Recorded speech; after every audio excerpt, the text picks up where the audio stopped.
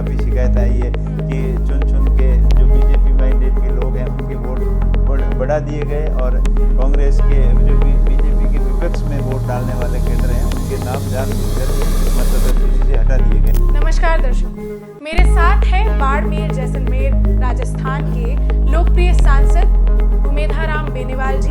आज हम उनसे कई नए विषयों पे बात करेंगे जो बहुत ही चर्चा में है इस वक्त। सबसे पहले बात करेंगे आज जो राहुल गांधी जी ने एटम बॉम्ब फोड़ा है। Bulk voters in single address, single bedroom का घर है, 80 वोटर रह रहे हैं उसमें, अलग अलग नाम, अलग अलग परिवार। और जब हम वहाँ जाते हैं हमें बताया जाता है यहाँ पे 80 लोग नहीं रहते, यहाँ पे ये लोग नहीं, कोई नहीं जानता। एक मीडिया को पूरी रिपोर्ट दिखाई है, इलेक्शन कमीशन के ऊपर कई आरोप लगाए हैं। वही कहानी ये देख लीजिए, छोटा सा 1 बेडरूम का घर है, ये सब लोग इलेक्शन कमीशन के मुताबिक ये सब लोग इस घर में रहते हैं। बताया है कि कितनी हेरा फेरी हो रही है सर वोट में, उन्होंने सबको बताया, तो उस पर आप क्या कहेंगे कि मतलब क्या हो रहा है ये? बिल्कुल, राहुल जी ने जो बोला है एकदम सत्य बात बोली है। और जो इलेक्शन कमिश्नर की जो मतदाता सूची है उसके साथ में बहुत बड़ी हेरा फेरी हो रही है। उस हेरा फेरी की वजह से ही सत्ता पक्ष के लोग अपने पसंद के लोगों के नाम जोड़ रहे हैं और जो उनके पार्टी कैडर के समर्थक नहीं रहे हैं उनको नाम हटा दे रहे हैं। और उन्होंने बाकायदा प्रूफ के साथ में ये प्रूफ किया है कि एक ही फ्लैट के अंदर 60 से 70 लोग, 80 लोग एक 1 BHK के रूम के अंदर कैसे आ सकते हैं, तो उससे साफ जाहिर होता है। उसके साथ साथ में उन्होंने ऐसे कई एविडेंस दिए हैं, जैसे एक आदमी के 5 जगह नाम है और उसी तरीके से कई एविडेंस दिए, जैसे फादर का नाम का 0 हो गया, मकान का एड्रेस का अता पता ही नहीं है। तो इस तरीके से प्रत्येक ब्लॉक वाइज जिन्होंने पूरा डाटा दिया है और लाखों वोटों की हेराफेरी हो रही है, जो आने वाले समय में संविधान के लिए बड़ा खतरा है। और राहुल जी लगातार इसके लिए संघर्ष कर रहे हैं। अभी पार्लियामेंट के अंदर जो SIR का विरोध, पार्लियामेंट में लगातार विपक्ष जो है वो SIR का विरोध कर रहा है, ये मुद्दा उठा रहा है, लेकिन अभी तक कोई बातचीत नहीं हो पाई। बिल्कुल, सरकार की हठधर्मिता है और सरकार को मानना पड़ेगा। आखिर सच्चाई के सामने तो अब देर से ही, लेकिन मानना तो उनको पड़ेगा, क्योंकि ये अभी प्रूफ किया है, सामने सच्चाई सामने रखी है। जैसे महाराष्ट्र के चुनाव के अंदर हो, चाहे हरियाणा के चुनाव में हो, अभी बिहार के चुनाव के अंदर बहुत बड़ी धांधली की जा रही है। दिल्ली के चुनाव के अंदर भी काफ़ी शिकायत आई है कि चुन चुन के जो बीजेपी माइंडेड के लोग हैं उनके वोट बढ़ा दिए गए और कांग्रेस के जो बीजेपी के विपक्ष में वोट डालने वाले केडर हैं उनके नाम जानबूझकर मतदाता सूची से हटा दिए गए। तो ये बड़े लेवल के ऊपर ये घपला हुआ है और ये लोकतंत्र के लिए बड़ा खतरा है। इलेक्शन कमीशन पे और EVM पे, इन सब पे विपक्ष लगातार आरोप पहले भी लगाता रहा है। कांग्रेस ने भी कई बार बोला है कि वोट कांग्रेस को जाता है लेकिन वो उधर शिफ्ट हो जाता है। देखिए, EVM का तो वो अभी एक्सपर्टी उसमें अलग अलग हो सकती है। मेरे हिसाब से तो आदमी सतर्क हैं और ध्यान रखता है पक्का। EVM जब सीज होती है, टेस्टिंग होती है, फिर उसकी सीलिंग होती है और बाद में ओपनिंग होती है, गिनती होती है, वो पूरा ध्यान रखे तो उसमें थोड़ी कम पड़ती है गुंजाइश। लेकिन ये तो साफ जाहिर हो रहा है कि मतदाता सूची के अंदर एक आदमी के 5 जगह 10 जगह नाम है, बिना आदमी है ही नहीं और वैसे फर्जी नाम डाले हुए हैं, फर्जी बहुत ज़्यादा बाहर के लोगों के नाम भी जोड़ दिए गए हैं। तो ये बड़े लेवल के ऊपर जो घपला हुआ है, ये वोट की चोरी हो रही है और बिल्कुल लोकतंत्र के साथ में इस तरीके से नहीं होना चाहिए।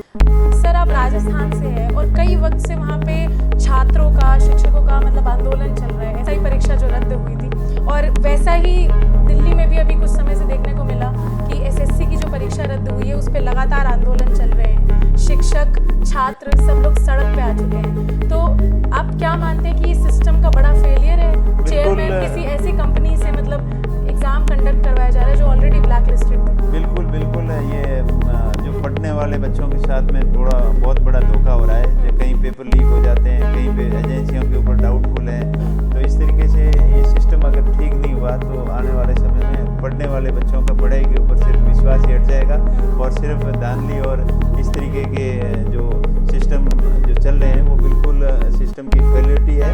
और RPSC, UPSC जैसी संस्थाएं इसका शिकार होती जा रही है। SSC के अंदर भी हो रहा है, हर जगह ये जो भर्तियों के अंदर घोटाला है वो ठीक नहीं है। जो उनकी मांग है वो बिल्कुल जायज़ मांग है। लेकिन राहुल गांधी जी जो है और कांग्रेस है, सबसे ज़्यादा अगर आप देश में देखें तो बेरोजगारों की और युवाओं की जो बात करते हैं वो राहुल गांधी जी करते हैं। अभी रद्द हुई है उस पर अभी तक कोई बयान नहीं आया उनका। चंद्रशेखर आज़ाद जो है नगीना से सांसद, नागौर के सांसद हनुमान बेनीवाल जी, उन्होंने भी इस मुद्दे को काफ़ी उठाया, लेकिन अभी तक बीजेपी सरकार सत्ता में आने से पहले कह रही थी बार बार कि हम ऐसे ही भर्ती की जांच करवाएंगे और इसको रद्द करवाएंगे, तो अब उनको मना कौन कर रहा है? वो जांच करवाए और भर्ती रद्द करवाए, उन्हें मना कौन कर रहा है? बट जो परीक्षार्थी हैं उनके साथ में जो अन्याय हुआ है वो अन्याय नहीं होना चाहिए।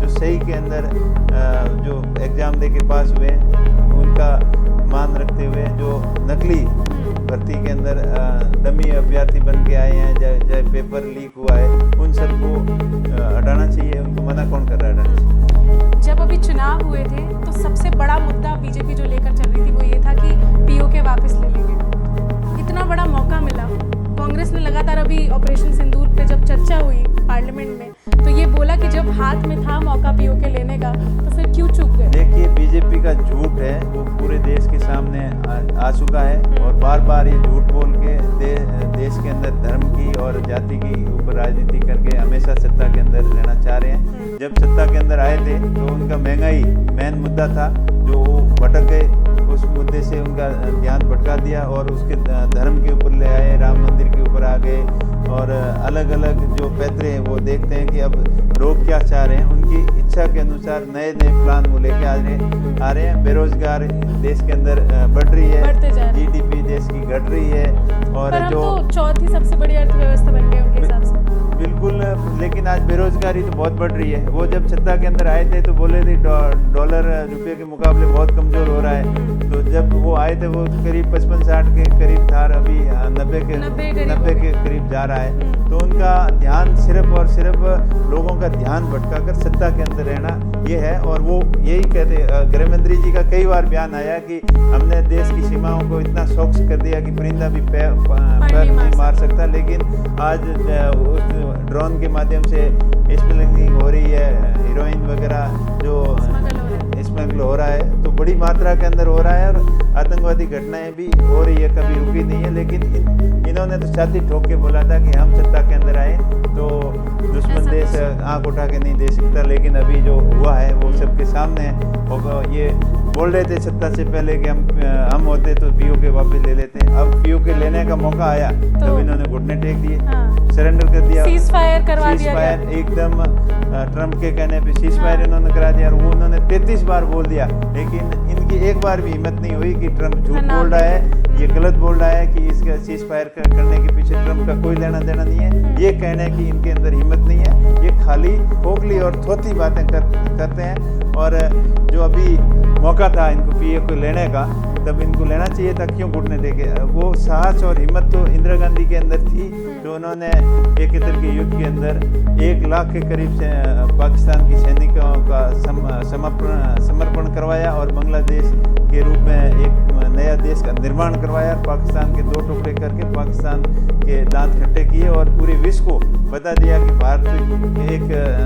भारत के पास एक ऐसी शक्तिशाली सेना है जैसी विश्व के अंदर कहीं भी नहीं है। और उस समय कम संसाधन होते हुए भी उन्होंने पूरे भारत का देश का लोहा दुनिया के अंदर मनवाया और एक आयरन लेडी के रूप में अपनी ताकत दिखाई दी। तो उसके सामने देखें तो अभी कुछ है ही नहीं, अब तो खाली थोथी और खोखली बातें कर रहे हैं। आज देश के पास में संसाधन भी है, आज देश की एयरफोर्स बहुत मजबूत है, आज मिसाइल युग है। पहले तो आमने सामने के युद्ध लड़े जाते थे, लेकिन आज टेक्नोलॉजी के युद्ध है, मिसाइलों से और फाइटर से लड़े जाते। फॉरेन पॉलिसी की अगर बात करें तो सीना ठोक के पहले दिन से ही कहा गया था भाजपा की तरफ से कि बहुत स्ट्रांग है, ठीक है। ट्रम्प को भी कहा गया था कि दोस्त हैं बहुत अच्छे, लेकिन ये दोस्ती कैसी है जिसमें 50% टैरिफ लगाने की बात हो रही है? ये दोस्ती खाली बातों की है, दिखावे की दोस्ती है, दुनिया के सामने खाली बयानबाजी करने की है, बाकी कुछ नहीं। हकीकत में अगर होता तो ऐसा नहीं होता। तो इतने जो दौरे लगे हैं विदेश, उनका कोई असर नहीं दिख रहा है इस बार? पाकिस्तान के लिए किसी ने एक शब्द नहीं बोला किसी देश ने। देखिए, पाकिस्तान को करारा जवाब देने के लिए हमारी सेनाओं ने बड़ा दमखम दिखाया, शौर्य और साहस दिखाया।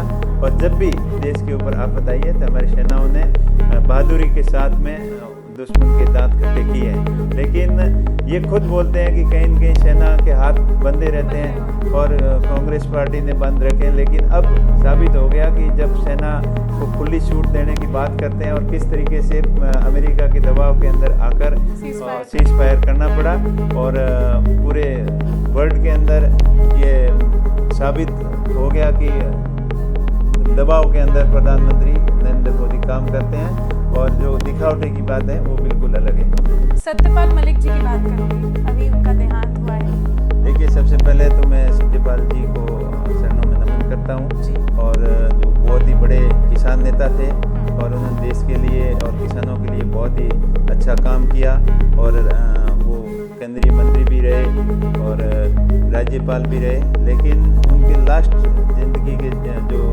समय था वो बहुत ही कष्टदायी रहा, दुखदायी रहा।